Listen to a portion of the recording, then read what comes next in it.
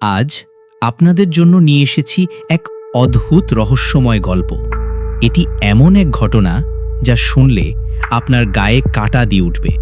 রাতের শেষ বাসটি যখন শহরের ফাঁকা রাস্তায় ধীরে ধীরে এগিয়ে চলছিল, তখন এক যুবক উঠল। চারদিকে তাকিয়ে দেখল বাসটি প্রায় খালি।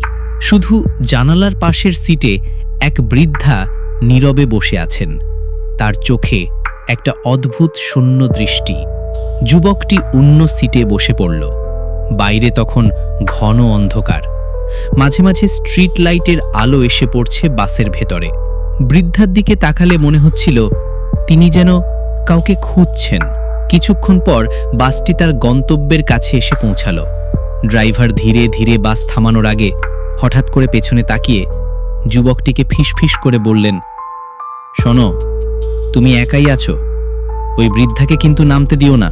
যুবকটি অবাক হয়ে বৃদ্ধার দিকে তাকালো, কিন্তু তখন দেখা গেল জানালার পাশের সিটটি খালি। শুধু জানালার কাঁচে রয়েছে একটি ভেজা হাতের ছাপ। সেই রাতে যুবকটি বুঝতে পারল যে তার সহযাত্রী ছিলেন এক অতিথি, যিনি এই পৃথিবীর নন। বন্ধুরা, এই ছিল আজকের রহস্যময় গল্প। আপনাদের কি মনে হয়, এই ঘটনাটি সত্যি নাকি কল্পনা? আপনার মতামত কমেন্ট বক্সে জানান। আর যদি এই ধরনের আরও গল্প শুনতে চান, তাহলে আমাদের চ্যানেলটি সাবস্ক্রাইব করতে ভুলবেন না। নতুন ভিডিওর আপডেট পেতে বেল আইকনে ক্লিক করুন। ধন্যবাদ আমাদের সাথে থাকার জন্য। আবার দেখা হবে পরের ভিডিওতে।